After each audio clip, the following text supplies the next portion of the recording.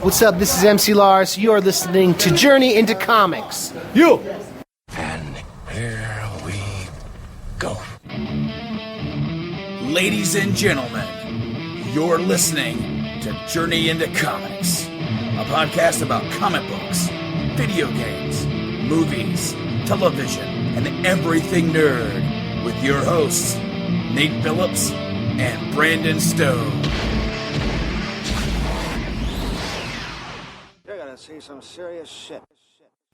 Ladies and gentlemen, welcome to episode 116 of Journey into Comics. I'm your host, Nate. As always, I'm sure you could guess, joined by the rock steady to my bebop, I would say, Brando. How you doing? Doing good. Glad to be here. Me too, also, as well. Some shifting happening into the Journey into Comics world. We're going to try to lock down Fridays as our show day now officially and try to get content out Saturday, Sunday at the latest. We also have some other big announcements about some actual changes on how we're going to do the show from time to time coming soon, but we will save that for when the time comes. How you doing, man? Doing pretty good. Of course, I would be remiss if we didn't mention that we had a little bit of some drama with our host. What? With Podbean. Oh, shit. I forgot all about that drama. Do you want to get into that, or should I? Well, I'm actually looking into my emails right now, and I should cover time for you. Okay, well, let me do that. So while Brandon's doing that, guys, I just wanted to say that, as always, the Journey into Comics weather report, it's fucking cold outside. Don't go out there. It sucks massive nuts.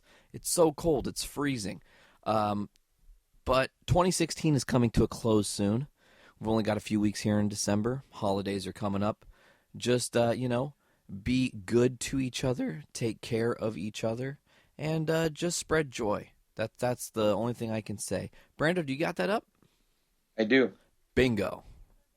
All right. So basically, I think it was on Wednesday, I got a notification for saying that our subscription for hosting has expired. They're pretty much saying that unless you take action in the next 5 or 6 days, well, there's no more podcast. So yeah. I'm like, hold up, what's going on here? I got on the horn with Podbean. They said they didn't receive payment. Well, payment had just come out the day before, and we got a notification for that. So I had to forward them the billing information, and I just got this. I got this on yesterday evening, apparently, which I didn't even realize that I'd gotten, so I'm glad I checked. All right, so it says, for some reason, PayPal Time failed. out, Brando. Breaking news! Okay, go ahead. Okay. PayPal failed to forward the payment info to our system to renew your account. That's why you got the notification. We've updated the billing record of your account. It's all fine now. Next billing is all set. So, boom. It's all taken care of thanks to the staff over at Podbean.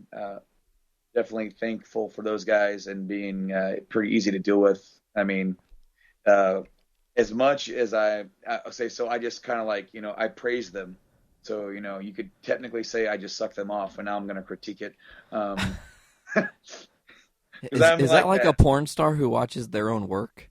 Is that what's about to happen right now? Okay. Well, no, that's almost like you show someone, your thing or your tool, and they already give it a good kiss, but they actually go, what would make this better? Oh, damn.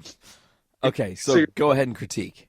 So you're already feeling good about it, but then you're like, okay.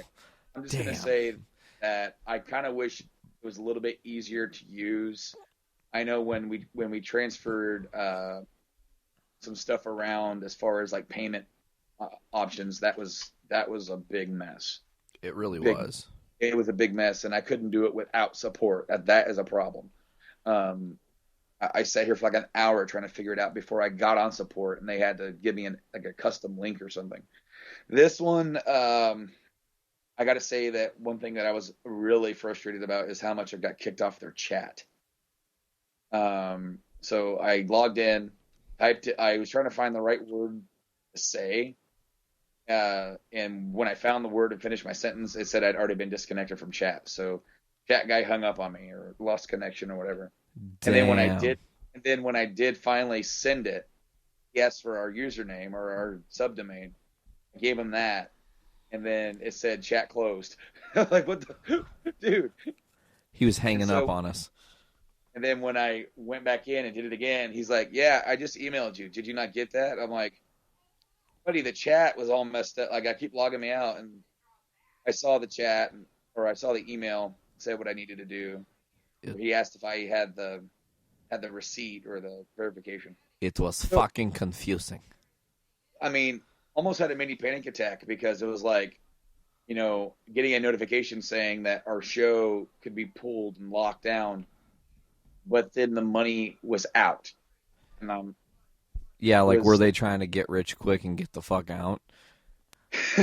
Like, hey, you gave me your fucking money now, and now we're gonna go leave. And by the way, you can renew your subscription if you pay us more money. Yeah. And the crazy thing is you tell me this news, and I start freaking out, and I'm looking, and I'm trying to figure out what the hell's going on. And the only thing I can figure out is, in order to upgrade our account, you just have to pay like $108 or some shit dollars, one-time payment. They don't offer monthly billing now or something. And I was like, they do. Well, I couldn't find it though, and I was like kind of panicked because I was like, neither of us can just throw down $100 for the whole year straight up. Like, what are we gonna do? And then I'm starting to think, I'm like, where else can we host this fucking show? Podbean luckily came through for us, folks. So if you're listening to us on iTunes, that's cool, but you're only listening to us because Podbean hosts us, and we appreciate that. Brando, have you seen any new flicks or anything? I mean, I know with Wyatt, it's probably difficult to watch a lot of things. Plus, it's like heavy game season. I watched Finding Dory. Ooh, how was it? Cute, was it? Listen, Finding Nemo is like a very, very, very beautiful piece of art to me that can never be destroyed. Does this movie lend itself to that story? Is it separate enough that you could watch Finding Dory and you know what I'm saying? Or is it actually a full-blown sequel? You have to know about Finding Nemo in order to watch Finding Dory. You know what? I don't have a strong attachment to Finding Nemo. I think I've seen it once, and no, I don't think you need to watch it at all. There are references. There's some callbacks to the original. So, I mean, there's that, but like, it's really a Dory story more than it is anything else. And I'm sure Ellen DeGeneres is great in that. So, oh yeah, she did fine. Yeah, the only thing I've really seen lately, man, I finally saw X-Men Apocalypse. Okay, yeah, I remember you saying that.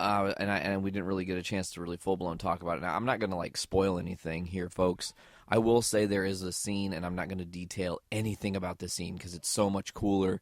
Like, the movie came out in, it was Memorial Day weekend back in May, and I haven't seen it. I didn't go in the theaters and see it, even though I really wanted to. Money is a real thing, and it doesn't just grow on trees.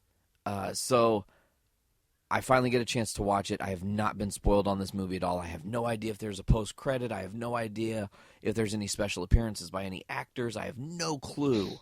And it literally was a very impressive film to me. Like, I was really happy with how it played out. There were a lot of comic book scenes from X-Men that were brought to life, and I'm always a fan when shows or movies actually try to replicate the source material. I think it's just fun to see that, like, play out. So the movie did a good job there. There's a scene in there, though, man. It's this, I can't tell you, but there's a thing happening with this mutant. And while this mutant is having this thing happen to them, all that's playing is a Metallica song. And it's just like, I think it was Bryan Singer probably that did Apocalypse. He just had such an eye, and the editing team and everybody, for what that scene needed to be, and it's so good. It, like, raises the hair on my arms. It's that cool. Like, it was just... It's not even like the most important scene in the movie. It's actually kind of a mundane scene, but the scene itself is just shot beautifully. The music is just super. It heightens the experience. And I would say, Go ahead. So what was the Thing doing in X-Men? I mean, you said the Thing. What? You said the Thing was happening to this mutant, and I'm like, well, what's the Thing doing there? Oh, the Thing wasn't there, not X-Men Thing or Fantastic Four Thing. Shit. Well, was it the Thing that should not be? Oh no, it wasn't the Thing that should not be. It was the Four Horsemen. That was the song. I get it. Son of a bitch. I guess that was a little bit of a spoiler alert, but okay. So back at it. I just want to real quick give this movie a quick review to pull from foodies watching movies right now. I'm going to give this movie like a 3.5 pizza slices. It was phenomenal. It was great. It was a lot of fun. It's a movie that I could easily watch a second time and not be sick of, and I probably need to watch it a second time to maybe give it a better opinion. But first impressions, it's about a 3.5 star movie. Give it a chance. If you're really an X-Men fan, you're going to love it. One thing, Evan Peters does a great job as Quicksilver. However, the Quicksilver scene in this movie, in my opinion, does not touch the original scene from Days of Future Past when he's in the lab in the 70s. So that's all I have for X-Men. Now, to stick with Marvel, Brando, we haven't really been talking a lot about Marvel movie news on the show. We've kind of been all over the place, trying to talk a little bit about comics here and there, different things, whatever. So to kind of hammer down and get into really where it's kind of taken this show back to its roots. It's kind of like this beautiful thing that just happened. But we got the official full-length trailer for Guardians 2. You've seen it? Yep. Okay, what were your thoughts? You guys, listen, I could sit here all day and gush on that. You know it. You know because you know what kind of fan I am for Guardians and how much I enjoyed that movie. But I want to get your opinion. What did you think of the Guardians trailer? Thought it was more of the same. More of the same, but it looked good. Yeah, I mean, I'm looking forward to it. Favorite part in the trailer that you could remember off the top of your head? Favorite part. You know, I'm hearkening back to the original. I really enjoyed Dave Bautista. He's as Drax. Fucking great as Drax. That humiliation scene with Yes, Mantis at the very end. That was funny. Yeah, that was one of my moments that I really loved. Baby Groot, dude. They're so smart. I mean, do you know the beautiful symmetry of Baby Groot? First movie, think of full-size Groot with little tiny Rocket on his shoulder. This movie, little Rocket with tiny baby Groot on his shoulder. Mm-hmm. It's this beautiful yin and yang, and it's great. But I just love it's weird because they got to be putting some sort of voice modulation on Vin Diesel. Well, see, I was thinking that if I were in charge of this, what I would have done is that you can still have him do it, but you can also get like a younger kid to do it, and then so like you don't tell anybody it's not Vin Diesel, but then put Vin Diesel elsewhere in the movie. Like another role, yeah, just for shits and giggles, you know? Totally. Well, now that he's not going to be Black Bolt because he won't do a TV show, let's be real. Mm-hmm. Which we're going to get to that here in a minute. But to keep speaking on trailers real quick, last thing about Guardians. Is there something about Guardians 2 that you saw in that trailer that made you go, fuck, I really need to see it? Or was this one of the things where, like you said earlier, it was more of the same and you were just excited in general? Yeah, I would say that. I mean, there wasn't anything that really stood out. I mean, and nothing was really given away. Well, no, Guardians has a charm. It has a really unique charm to it, which is what I think makes it stand out and makes it less of a Marvel movie and just more of a modern sci-fi action movie. So it is this generation's Star Wars, man. And I mean, this generation is getting its own fucking Star Wars. What a time to be alive, you know? Mm-hmm. Speaking of Star Wars, I've got a date next week to go see that. So hey, hot date to the movie film. So yeah, I'll actually, I wasn't sure if I was going to get to see it, and then I will. So that's pretty cool. We're doing our best to see it. We're going to try. Hopefully that works. Yeah. It's like, again, it's like, my thing is that I'm not really too excited for it. Like the only thing that I'm really excited to do is to see Vader. I'll be honest. Do you know what's weird? I was just talking about this today, and it's not Vader. I want to say this real quick, because Vader's going to be great. Don't get me wrong. The thing that's worrying me about this movie is there can really only be one outcome, and that outcome is really fucking sad. Like, I mean, you know lore. You know what's up in Star Wars. You know what happens to the crew that goes through and steals the plans to destroy the Death Star. Like, it doesn't end well, folks. Spoiler alert. But that's what's fun about it. And that's weird, because it is fun about it. And to quickly just tangent into Star Wars for a minute, I did see a thing the other day that was like 10 best fan theories in Star Wars, right? And they brought up the Boba killing Luke's parents thing. They brought up Darth Jar Jar, which the theory itself was actually kind of genius, is that Jar Jar's this plucky, happy-go-lucky character who always seems to be in the worst positions, but what if he but what is he actually doing to like be in all these situations? What if the Gungans were actually in an alliance with the Sith, and Jar Jar actually leads the Jedi to the slaughter? He was trying to goad them to go there. And I was like, whoa, that's a dark theory. Anywho, let's move forward. Brando, I know I sent it to you. Didn't know if you got a chance to watch it. I'm guessing the answer is now by this time, yes? Yes. Well, in this decade, not decade, I guess I don't know how to quite say that, decade and a half, we've had 3 iterations, 3 different major actors playing Spider-Man. We now have seen a trailer for Tom Holland's Spider-Man, and I have to know, gut reaction, what are you thinking? Looking forward to it. I liked that there was some semblance. Okay, so they're doing some shifting and doing some different things with the characters, but I liked how they kind of borrowed from the Ultimate Spider-Man a little bit. Yeah, it's not full-blown taking on from just Parker. It definitely when I watched the trailer, I noticed that a lot of the characters that Tom Holland's Spidey has are Miles Morales characters, even though they aren't named Miles Morales characters. Like the little chubby dude that was with him, I didn't catch his name in the trailer. I don't even think they said it. But I believe his name is actually Ned Leeds, which is a bizarre little Easter egg. If his name is actually Ned Leeds in the movie, Ned Leeds in the Spider-Man universe is a part of the Clone Saga that spawns all kinds of different craziness, Ben Reilly and the whole nines. So this could be a very interesting film, I think. Now, like, back to what we were saying, gut reaction.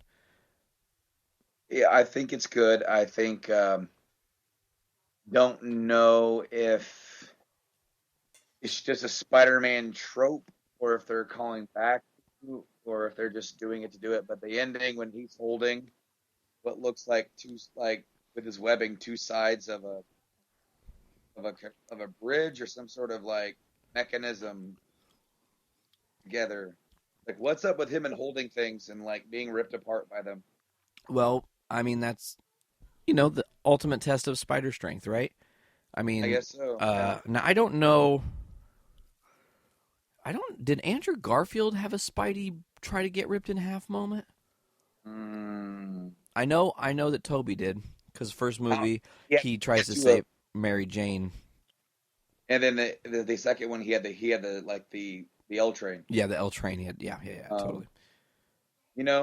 I am not doing a very good job of remembering the Amazing Spider-Man movies. I mean, they're there, and I remember like the big moments, but that's kind of what I felt about the movies in general. I didn't enjoy the Amazing series that much. They're watchable. I think the first one's better than the second one, but this one looks to be better than those. This one looks to be, looks to be more polished, more defined. I'm really liking, what's his name? Holland? You said his name? I'm starting to get these. Holland is the new one, right? Tom Holland, correct. Tom Holland. Because I almost called him Andy Holland. I'm like, that's not right. I'm like, I know, no way, man. All these damn actors playing Spider-Man. See, this is the problem with all these damn reboots.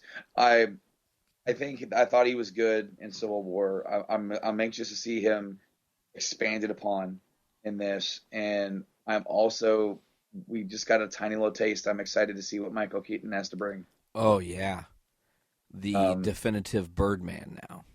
Yeah, very interesting vulture costume, which kind of has like a hover mechanism to it, like a hovercraft type thing.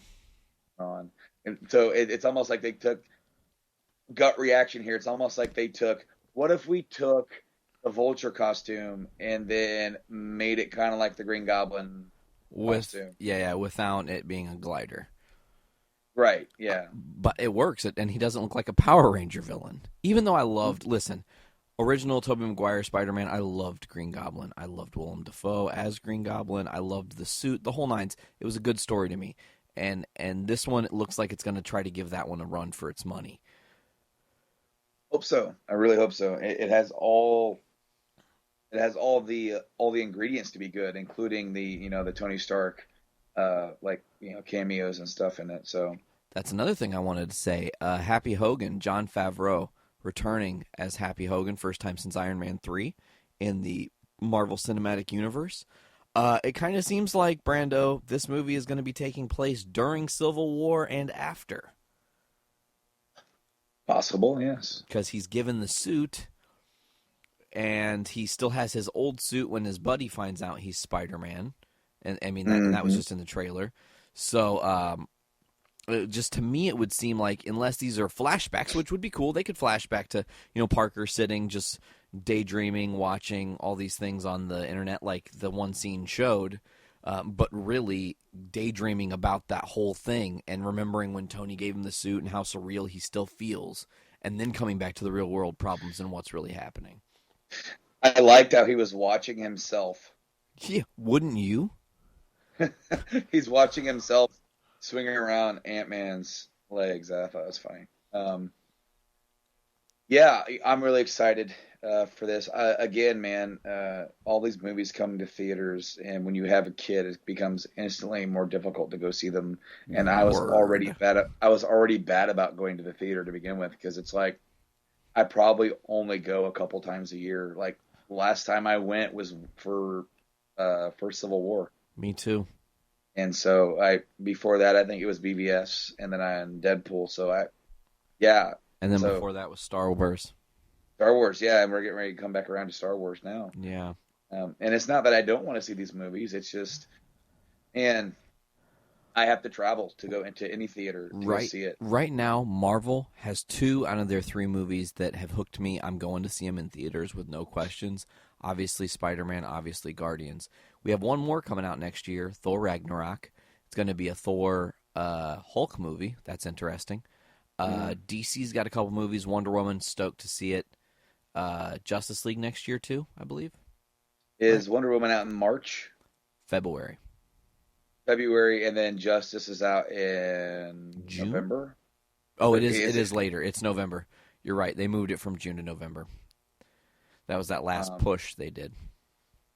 And then, so we get that in November, and then we get Star Wars 8. God, next year's busy.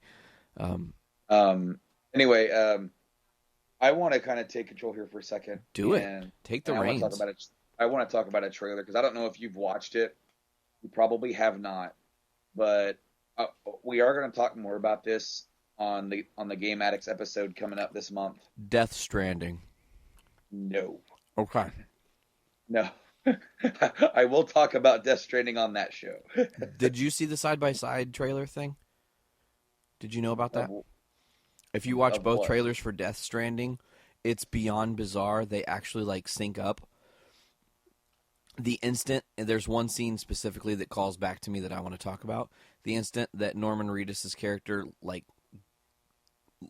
quote unquote, loses the baby or sets the baby down, in the very next scene, what you're led to believe is probably the major villain of the game is picking up the same baby. Like it's like he hands it to him through the screen, and it's 2 separate trailers. You should look that up. I think IGN had the article. Anyways, go ahead, Brando. Yeah. See, I have no idea what that fucking game's about. Me neither. I have no idea. Anyway, last weekend was the PSX's PlayStation Experience, and it was a good show. It was a really good show. They opened it up with the Uncharted 4 story DLC following Chloe. Awesome. And so that was cool. Then they had a trailer for the Crash remastered trilogy, which they've reworked the graphics from the ground up, and the gameplay looks the exact same. But I saw the side by side; it looked awesome. A lot of cool stuff that they shown, but then they pretty much they dropped the mic at the end when they showed the Last of Us trailer. Oh, Last of Us 2, right? Last of Us Part 2. Pray tell. Oh God, dude, it's so convenient. So much convenient of timing because, the weekend of Thanksgiving, I just beat my second playthrough of The Last of Us. Weird. And then I beat the DLC story for that, Left Behind, for the first time. I never played it on PS3. And how was that? Good? The Left Behind DLC? Uh-huh. Yeah. Oh yeah. I thought it was pretty good. It gives you the origin of Ellie, pretty much. That's awesome. So that game is pretty fresh in my mind. And then our friend Nick Torres, Decoy he sends octopus. he sends us, or me, a text. He goes, "Are you watching PSX?" And I was watching PSX, and I had to turn it off. And I'm like, I'll finish it later. I said, I'll finish it later. He goes, well, they did we have one more thing moment that'll make you happy. And I instantly knew what it was, because there was nothing else that they could have done. Yeah, that he would have texted you about. Well, there's one other thing they would have done, but they wouldn't have done it because FF15 just came out, and they're not going to take the thunder away from that by showing more FF7 remake stuff. So I'm like, I knew it was Last of Us 2 announcement, and I instantly got on and I watched the trailer, and it gave me chills. It is such an awesome trailer. It's different because it doesn't tell you anything, but it tells you so much just by looking at it. And it's haunting, and it's kind of eerie, and it leaves you with a gut punch of just going, whoa, I want to know more now, but it's in early development. We're not going to see it for a few years. I am gushing about this trailer. I've watched it like 7 times. Thinking PS5? A few more years? No. It'll be out during this console generation. I'm thinking probably late 2018 to 2019 is when we'll finally see the game. So probably towards the end of the PS4 cycle. But yeah, Last of Us Part 2. Definitely. I'm going to go look at that trailer when we get out of here. Oh my gosh, dude. Oh, that's cool. I have it on the list real quick. I just want to say, Inhuman series on TV. I don't know anything about it. I'll probably watch it once I see a trailer. Just didn't know if our viewers knew. Hey, they're doing an Inhuman series on ABC. That's all I really had, Brando. Now, isn't the showrunner or producer who was involved with some of the Netflix stuff involved with that? Uh-huh. I think so. David Goddard, I think. I remember reading it, but I didn't get a name. I just remember seeing it. I think he worked on Luke Cage or something. Iron Fist, maybe. That's coming soon. Yeah, it is. Spring of next year, I think. And then after Iron Fist, is that going to be Defenders right away? And then probably. I think that they said that they're not going to do another Daredevil until Defenders is the first season over.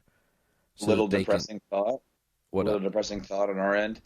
All right, so I remember how we were going to try and go to Indie Comic Con this year. Finally. Mm-hmm. Yeah, Charlie Cox is going to be there. Oh.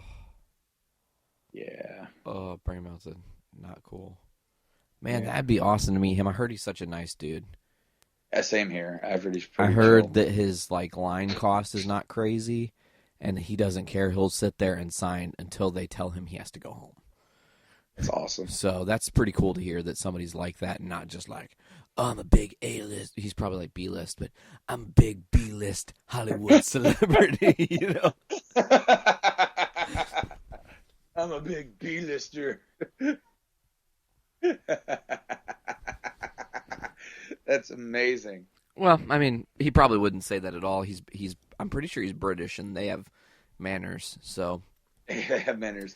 I tell you what, it was pretty cool getting to go down there this past year. I only got to meet Chris Sabat. I didn't have time to see anybody else, which sucks. But from what I understand, most everybody down there who was down there at the event, like I think the biggest star they had was Ian McDiarmid. They had Ray Park too, I think. That's awesome. Darth Maul. And Darth Sidious. Really? I just said his name. Ian. Oh, Ian McDiarmid. That's right. I heard Ian and I heard Ian McKellen. Not even going to lie, and it just went over my head. Yeah, they were both there. I'm trying to remember if there's somebody. They had Leah Thompson there. Man, she's smoking even at her older age. Right, man. Listen, let's talk about Leah Thompson for a second. Back to the Future. From that time, first time I ever saw that movie till today, she's just been in my top impossible Hollywood crushes. I don't know, there's just something about her, dude. There's an innocence, even though she definitely played not an innocent character, and definitely as you can go through her movies and her filmography, see that she isn't this innocent person either. She likes doing a bunch of different kinds of roles, but for whatever reason, that movie, it's always stuck with me. Anyways, we'll move on. Brando, I know you don't watch DC TV right now. I know it's difficult. Look, man, for me it's difficult too. Not even bullshitting.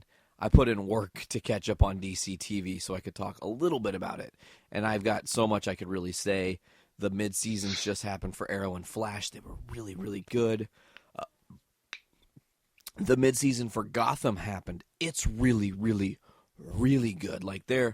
Gotham has quickly become one of these shows that it's fuck, why don't more people watch this? It's genius. They just take it to another level. You think they can only go so far, and they push the stratosphere a little bit. But to talk on the DC 4-part crossover, like I said, I know we're already to a point now where some of these mid-seasons have come out.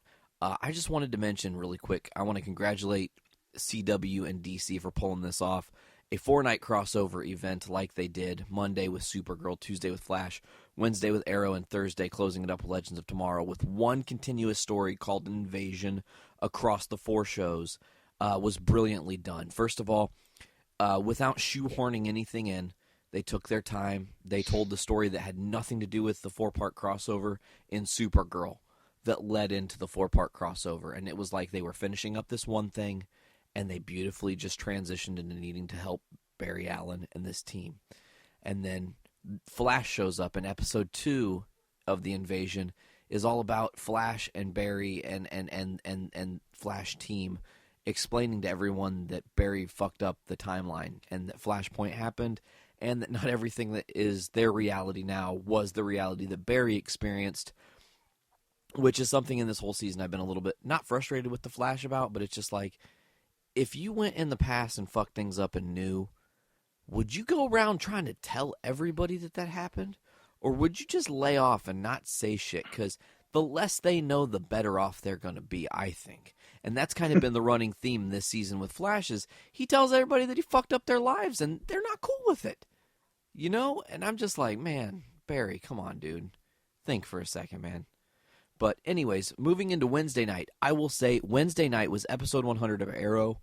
Best episode of Arrow ever, hands down. It was so emotional. They went so far. For the 100th episode, they fit every cameo appearance that they could into this episode from the entirety of the history of Arrow. It was amazing how they did it. So much so that you could hear that and go, oh, well, I'm sure they just did all these fucking crazy flashbacks. Not even the case. The story was so much deeper, and that story bled into the DC Legends of Tomorrow finale for the 4-part crossover. That was awesome, and I think it's to the point now where DC and CW see that they are a well-oiled machine, and it would not surprise me, and it's weird because I'm starting to, the more I watch the CW app where I watch all these shows, I don't download these shows anymore, folks, because they now have this app where I can just watch them on my television for free. If you need to have CW, that's the way to do it. You know, episode goes up the day after the show airs. Cool. Anyways, they're such a well-oiled machine now that it would not surprise me whatsoever if they keep adding superhero shows to their lineup. I know that Legends of Tomorrow is moving off of Thursday to Tuesday after the mid-season break. They did that because they actually gave Legends a full season, 23 episodes, instead of doing the short 16-episode season as they did last year. So now we're getting more Legends of Tomorrow, and with getting more Legends of Tomorrow, what are we going to get? A new night, so it's going to be Flash and then Legends. Boom, boom. One right after the other. It was iZombie, or no, I think iZombie was Wednesday or Tuesday. I don't ever fucking remember.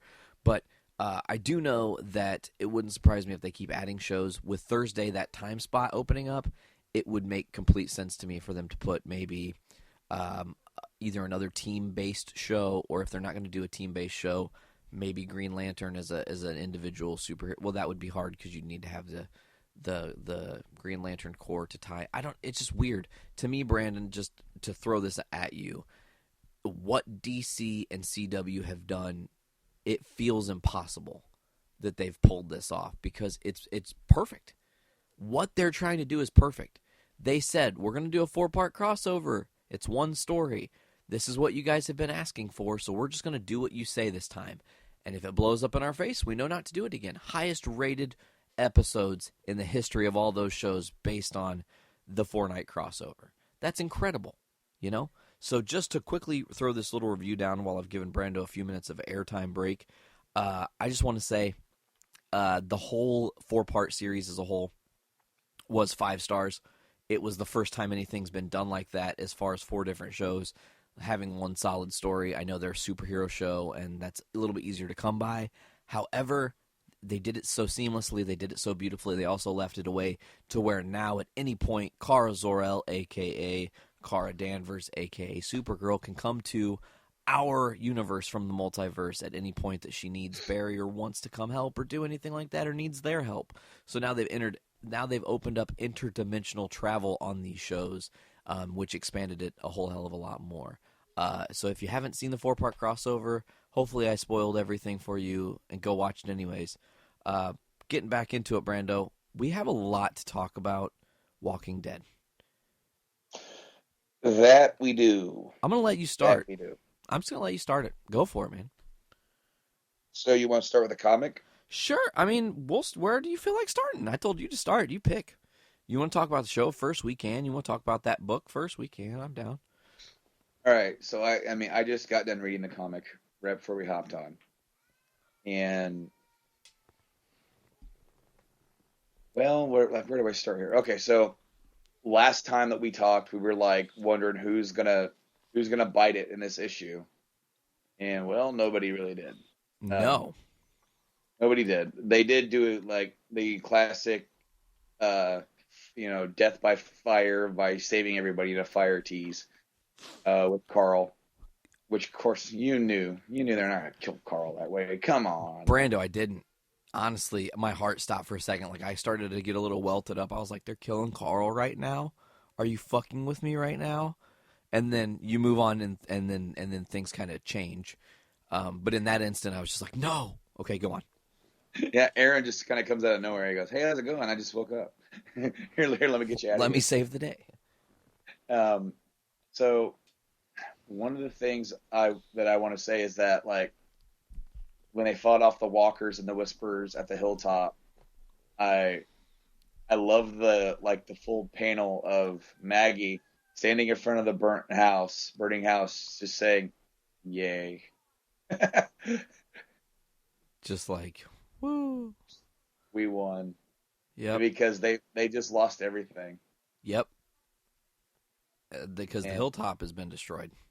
Yes. Oh man, that was great. Community down. That was a totally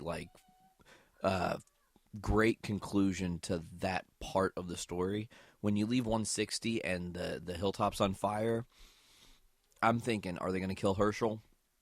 Are they going to kill Maggie? Are they going to kill Lydia? What about Carl? And everything you kept going, oh, is this the moment? Is this the moment?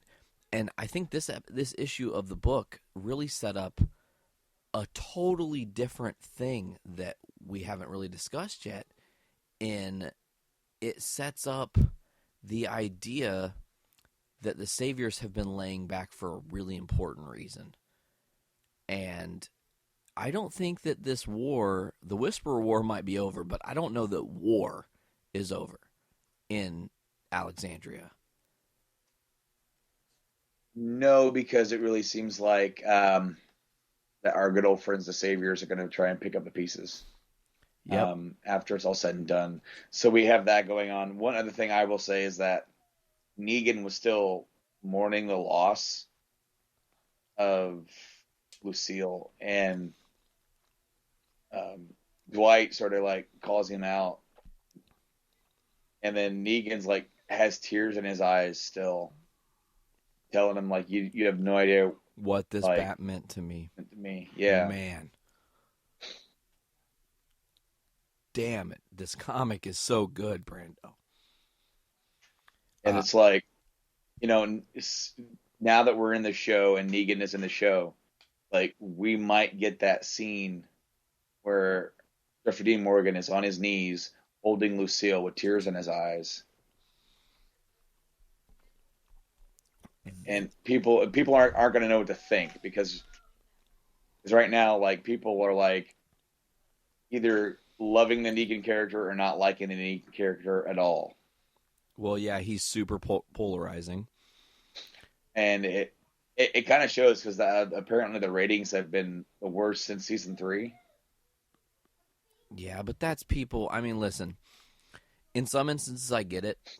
The season premiere was fucking intense. There's no other way around it. And emotionally, it wouldn't surprise me that some people can't handle it. However, I also feel like this is what I've been saying the whole time. This is the same thing with my killed Daryl theory. That if you killed Daryl, the people that didn't really love this show, they were just clinging on for whatever shitty, weird reason or an obsession with Norman Reedus or Rick or whatever, or, Andrew Lincoln or whatever. Those people, it's like cutting the fat, they're gone. And it seems like maybe some of the fat has been cut on the Walking Dead people. I know people who have actually started watching The Walking Dead after the season is over, so they just avoid spoilers at all cost and then just power watching the whole season. So are you really losing viewers? Are you gaining? Here's what I know, and maybe I shouldn't, talk about this, but I don't give a fuck.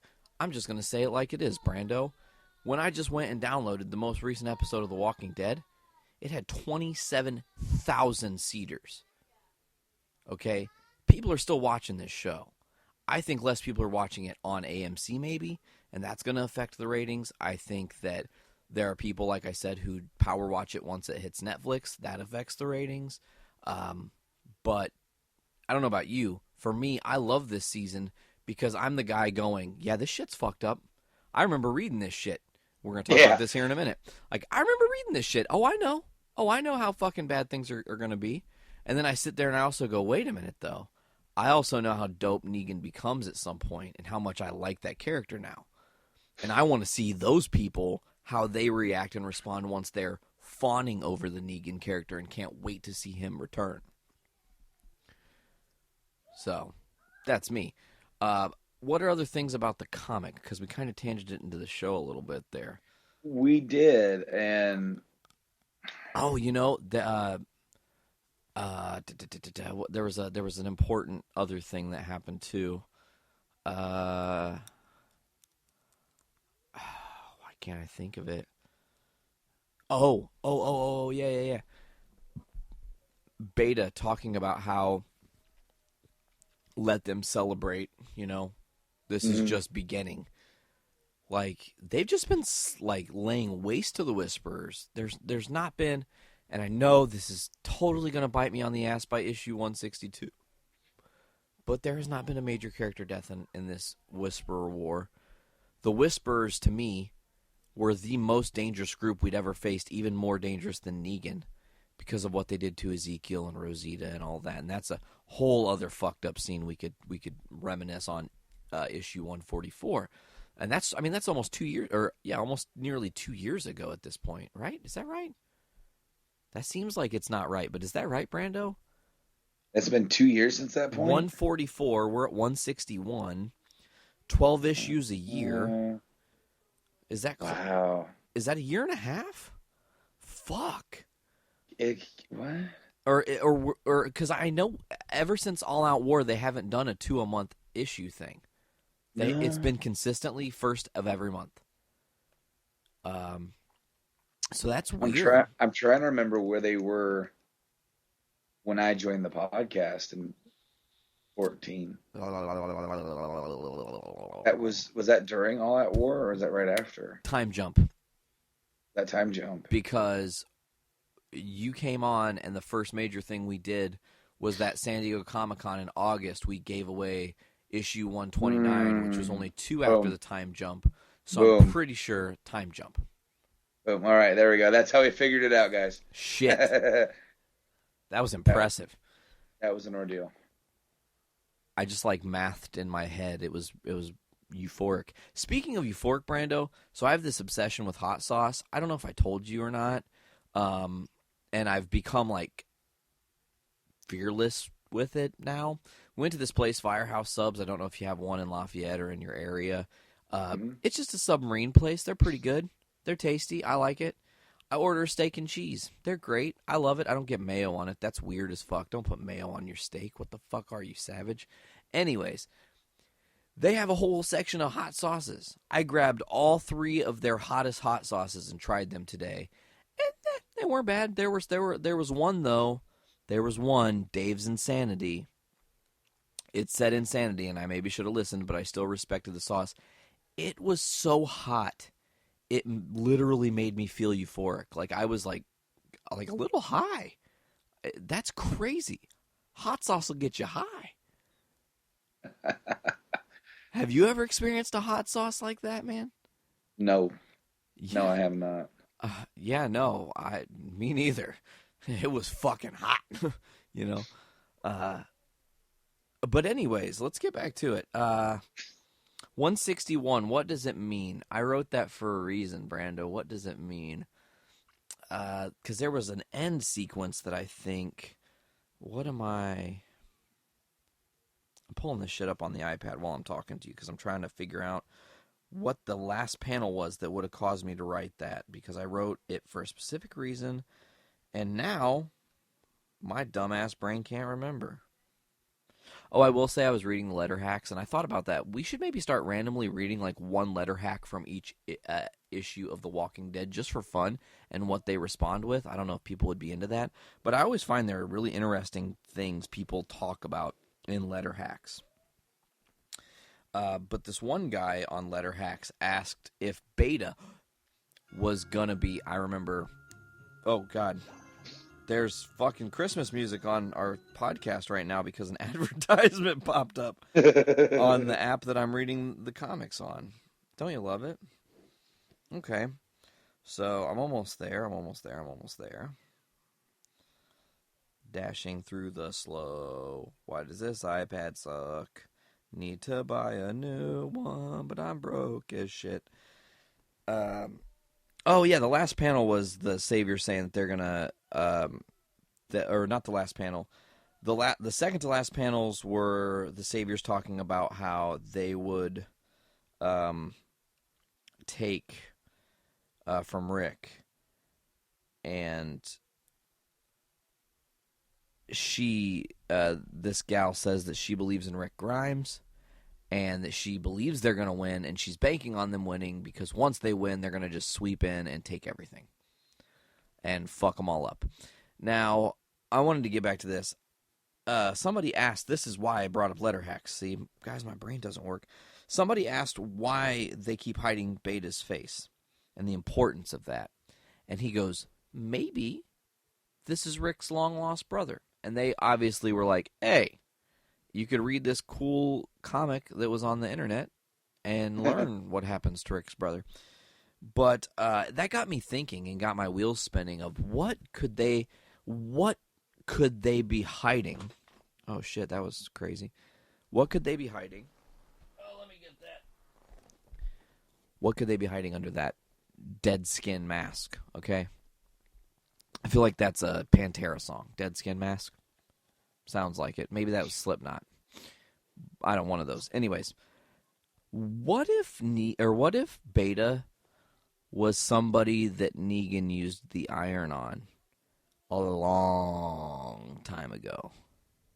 It could be, man. And I can see it. And it's like one of these, like, all of a sudden we're going to have somebody who knows and actually has secretly this whole time had a vendetta against Negan, and he couldn't believe the audacity of Negan to show up in his camp, but didn't want to take Negan out because he was following orders from Alpha. Now he's technically the Alpha, even though he says there will only ever be one Alpha and I'm Beta.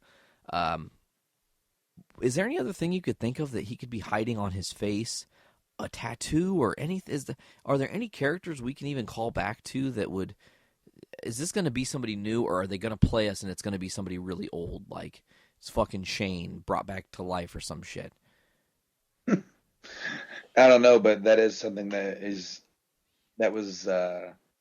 I'm glad you picked up on, because he did make a big deal. I think it was in the last issue about them looking at his face. Yeah, he doesn't want anybody to look at his face. It's like, is it Eugene? What the fuck? That's funny. Okay, so you mentioned letter hacks, and the last letter this month, I just started looking at the letters while you were fumbling about, and I want to read this because that made me laugh. Do it. Okay, dearest fuckasses. Oh yeah. I am so unapologetically happy that twat Lucille is dead. Glenn can finally rest peacefully, and just in time for him to die again in real life, right? Good timing there, old Robbie. Secondly, why the fuck did you give Lydia Carl's fucking hat, and what in the flying fuck did she do with it? I'm not over it. I knew that hoe couldn't be trusted, and here we go. Turning that poor little bastard into a serial killer Negan pegs him for. We can still see each other. I hope Carl does kill her. All in all, I've never had a comic book that makes me throw things and have anxiety to this degree, so I really can't thank you all enough for the spectacle.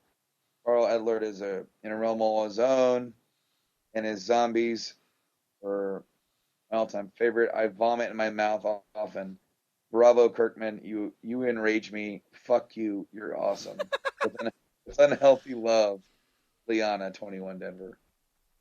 And then they respond. First off, it's Sean responding. There was a point where I thought our fans were healthier and more sane than when I was starting this book, and that doesn't seem to occur to me much anymore.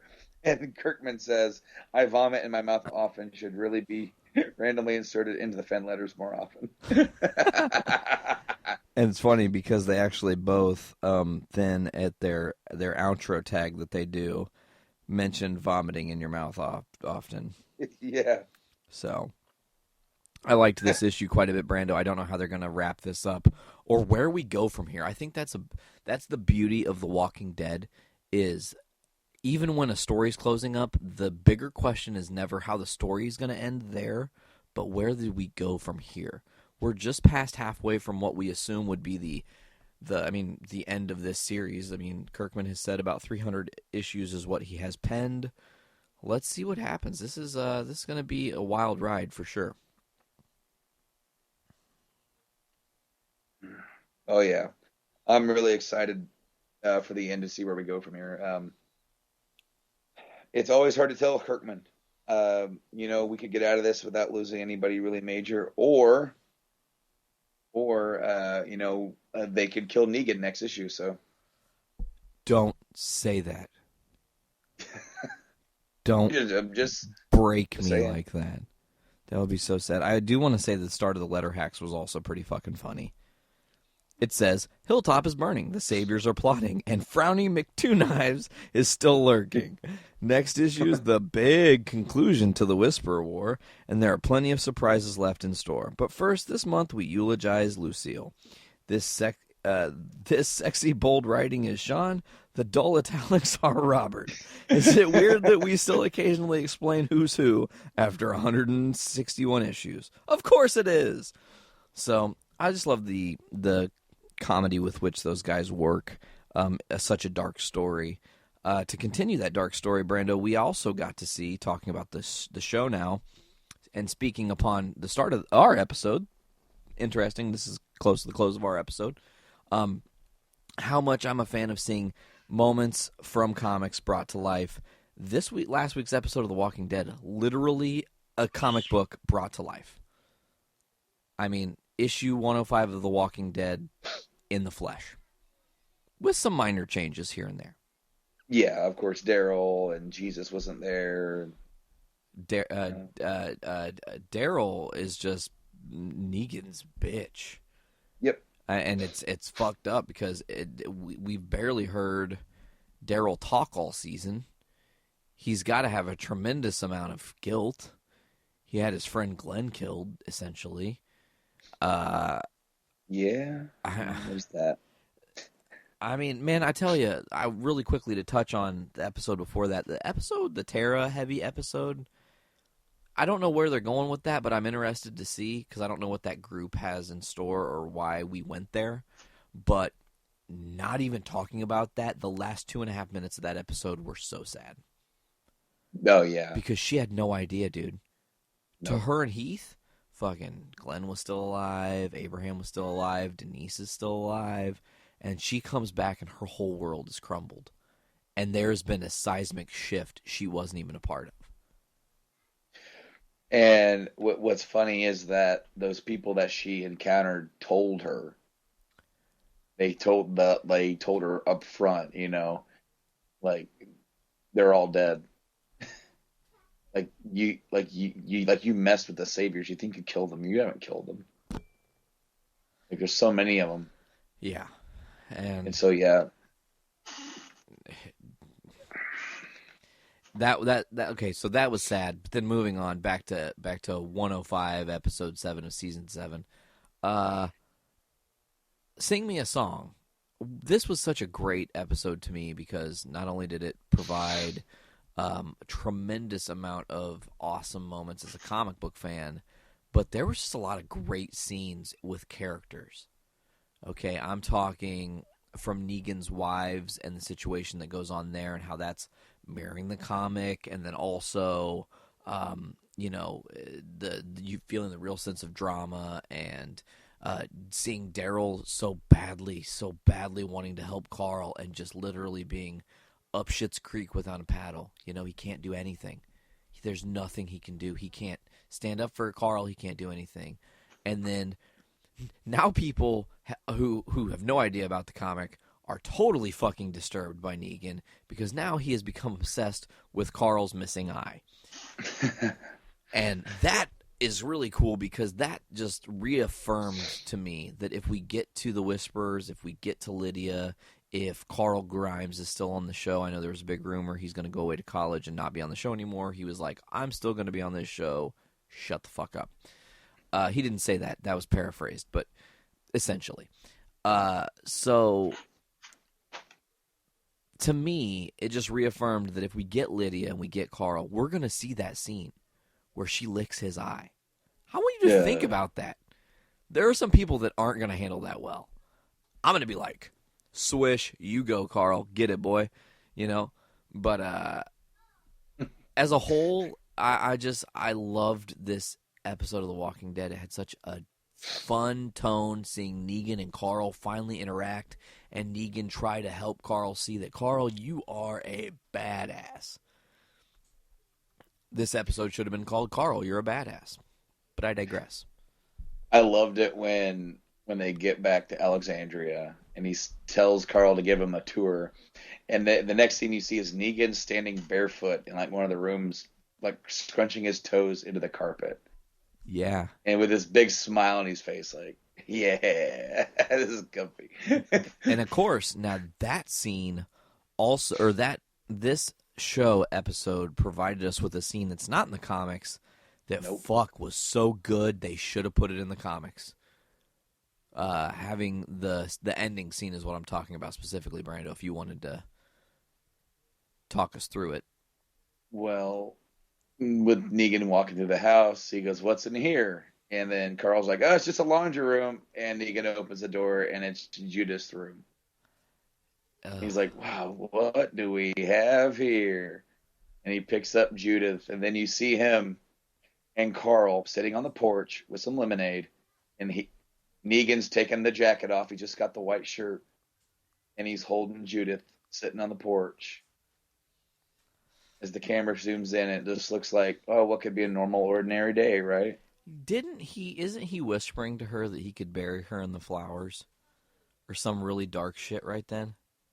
I didn't have subtitles, so part of that was hard for me to actually translate what he was saying. He said something about killing... I want to say he said something like, "Man, this is the life." Or then he says something, well, maybe I could just kill Carl and Rick and bury them in the flowers or something. He didn't say anything about killing. That's right. That's what he said. He didn't. Yeah, with Carl right next to him, though. Yeah, killing it. Yeah. He said something about killing Rick and putting him in the flowers. Yeah,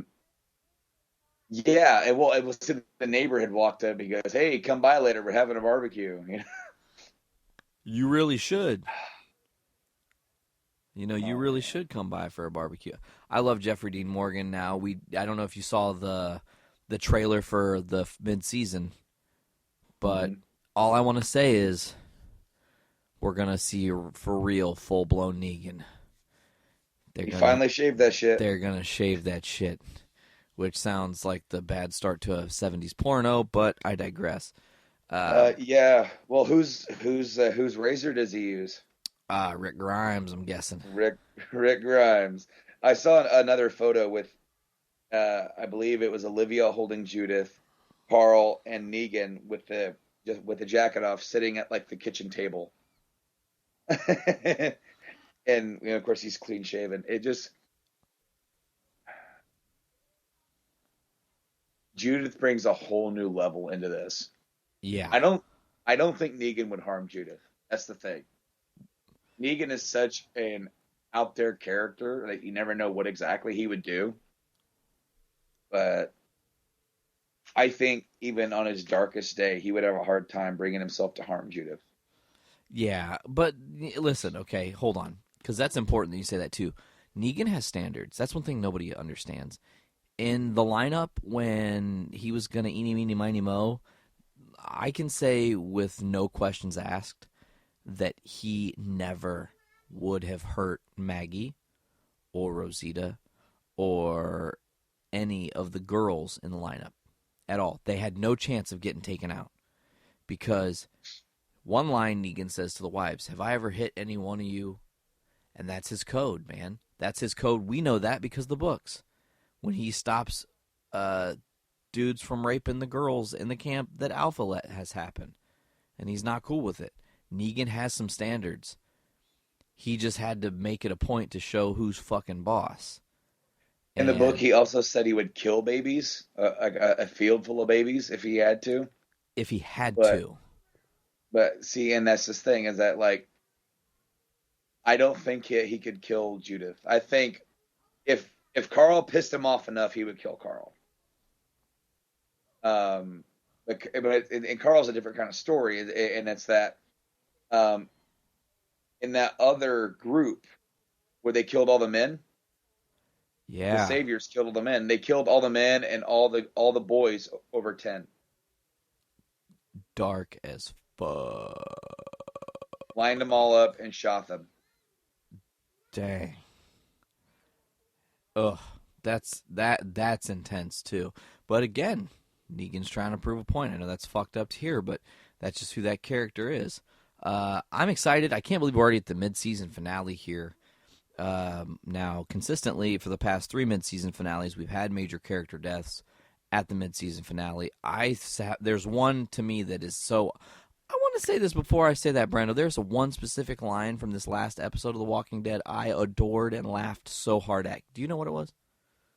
I have an idea, but I'll let you say it. Okay, so let me set it up here, and then as soon as I set it up, you'll know, obviously. Mm-hmm.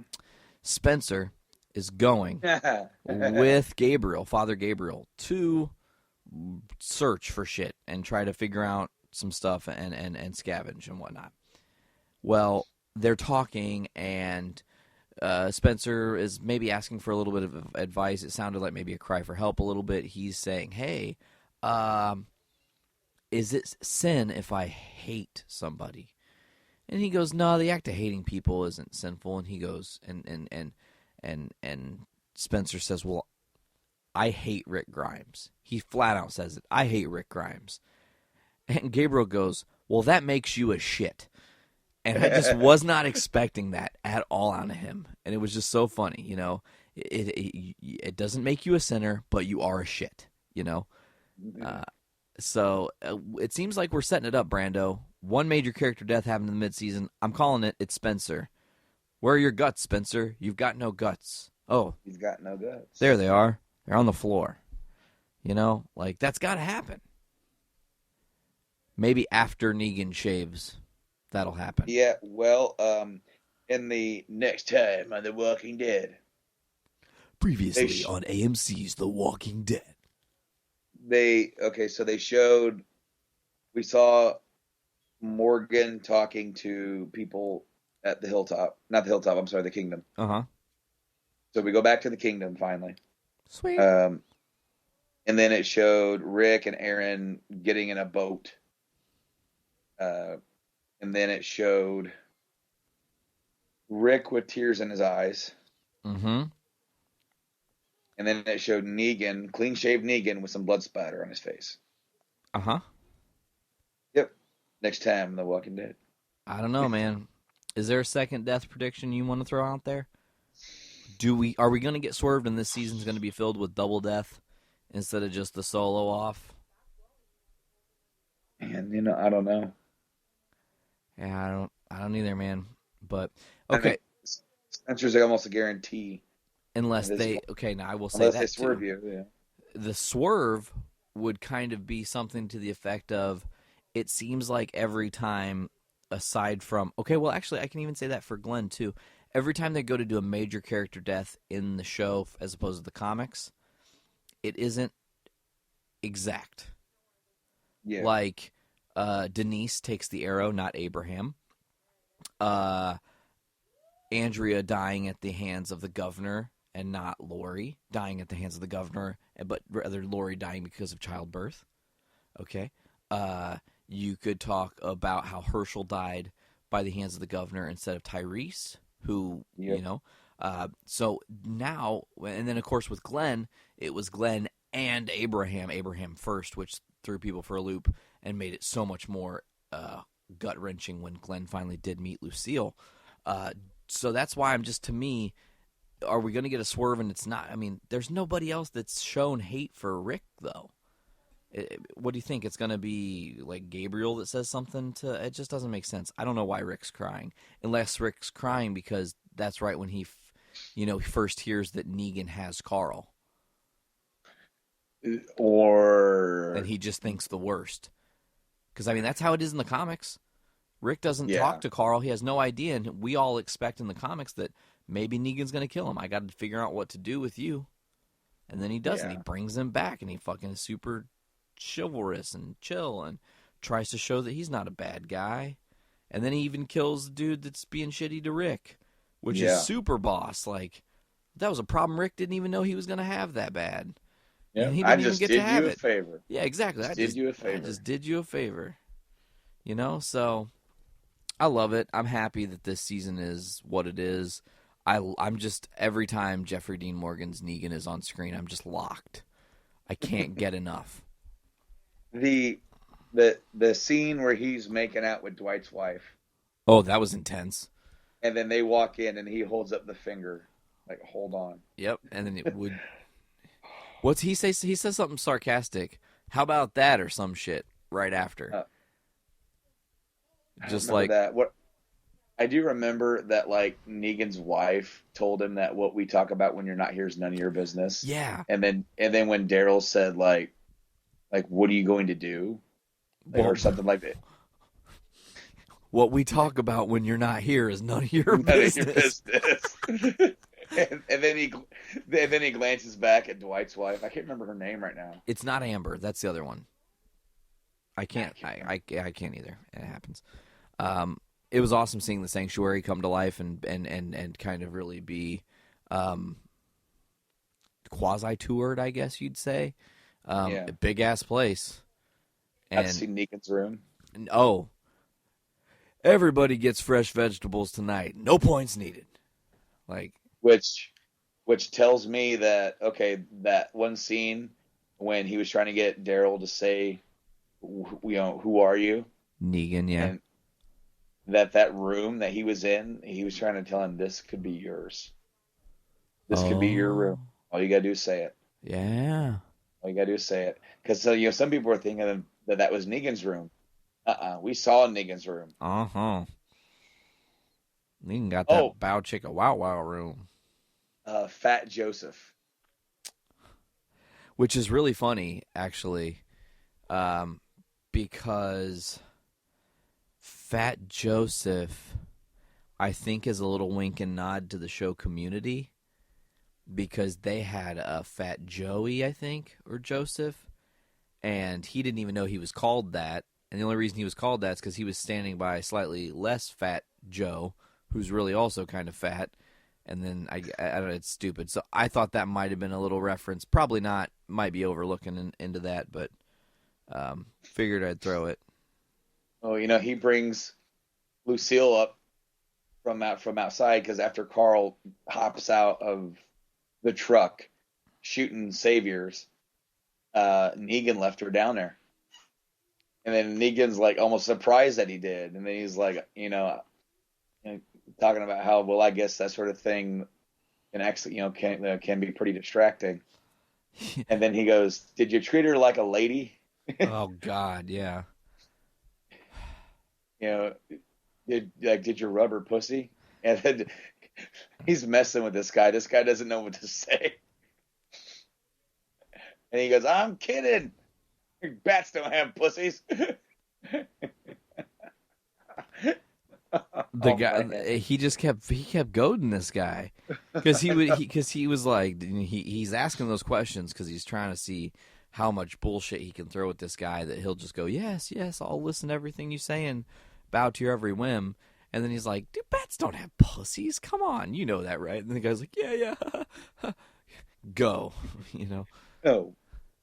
And then that was another really, really intense scene. That's the first time Carl's been around Lucille since the whole first episode. He didn't have him when he came back to Alexandria the first time. Yes, he did. Did he? He made Rick carry him on the whole time. Oh, that's right. Rick had him. My fault. Rick there. Carried You're Lucille and Negan made Rick carry the bat all the way around. Damn. More mind games with Rick, but I'm really excited. And to me, The Walking Dead just keeps evolving. It's a show that does evolve. For people, I was talking to somebody and they were saying that Glenn was such a beloved character. Is like people just couldn't take it, and they just can't take a loved character dying. And I'm like, then how does Game of Thrones have any fans? Man, no shit. It's like Walking Dead is tame as far as killing characters when it comes to Game of Thrones. But I'm excited. I'm excited to see where we go. And it really does seem like we are leading up to the end of this season, leading into All Out War. Yeah. Yep. That's where I see it too. I'm not rushing it, getting to All Out War and having Season 8 be mostly All Out War. Yep. Maybe by the end of Season 8 having the fallout from All Out War that leads to maybe a time jump, or this will be the time that they decide not to time jump and rather to tell the story through on and give the comic a couple years to breathe here. But I mean, you gotta think. That's interesting. That's an interesting thing to know, is that they could definitely do that. they could take a couple years and not follow the comic, and they could tell their own story. The problem is that in the comic, you know, in between those those years, it seems like not much happens. Well, you got to think though, they get Alexandria to be a fledgling community filled with all. I mean, essentially Alexandria at the point after the time jump is like the kingdom is now, where they're harvesting all their own crop, they're doing all that stuff on their own. So that gets up and running. You got to think in that time frame, stuff happens to Rick we don't know that makes him even more beat down than when we leave him before the time jump. I mean, that 2 years look-wise takes a huge toll on the Rick Grimes we know. Obviously, there's going to be this weird parallel where we're talking about Andrea's character, which is now Michonne in the show. So who does that leave to go on a boat for a couple of years? I don't know. Maybe Carol, considering she loves or is going to fall in love, maybe. That's so weird to think about, her and Ezekiel. Not that I have anything against that. That's just too much silver in one bedroom. It's just all I'm saying. Oh, man. Oh, shit. All right, man. Well, is there anything else you wanted to add? Other than I want to say this most recent episode of The Walking Dead, episode 7, I'd give it a 4.2 stars. That's all I have. Cool. Not going to rate it. Cool, that's fine. You can put me on the spot. I know I did have something that is entirely unrelated that I wanted to make sure that you were aware of. Make me aware. I will. Cool. Starting, I believe it is June 7th. Yeah, June 7th. Saturday, June 7th at 11:30 p.m. on Cartoon Network, the debut of Dragon Ball Super. Fuck yes. All 26 episodes of Season 1 will be airing one a week at 11:30 on Toonami. And the first season encompasses the series version telling of Battle of the Gods and Resurrection F. And then season 2, I do believe, is when they do like a inter-universal tournament that leads into the Black Goku saga. What? And that takes them back to the Future Trunks timeline. So, pretty exciting there. Also, airing right after that will be the DBZ Kai Buu saga. Will be debuting. Damn. So, get some double doses of some new DBZ. That's excellent. Coming out. And DBZ Supercast has been announced, and it's all the old school. I knew it would be, man. It's cool that we finally got to have a resolve on that, because I remember when we were discussing if Sabat and those guys were going to actually get to do it. And you said that he would leave it in his little Twitter on the top, like what the most recent update of what the status was, if they were doing Super or not. Oh, yeah. And that stuff is always sort of just they kind of assume they are, but then again, as actors, it's like you never assume, because they can always just replace you if they deem it necessary. But David Hayter, David Hayter, yeah, David Hayter, yeah, David Hayter. Oh shit! And I like Kiefer Sutherland. It's not even about that. It's about the disrespect to the man that made Snake what Snake is. End of story. I have nothing else to say there. Brando, is there anything else you got? Nope, that's it. You're sure? I think so, yes. Okay. I could totally shoehorn in the fact that I was on another podcast. Just quickly, I'll say it in like 30 seconds. Away. I was on another podcast, folks, called The Fiendcast. It was for Walk Among Us, my punk rock piano tribute to the Misfits band. We recorded a version of Horror Business, the original Misfits track, recorded in 1979. We recorded it in our style and debuted it on this Fiendcast podcast. We could maybe tack it on the end of this episode if we wanted to. Maybe not. I don't know. We'll see if that happens.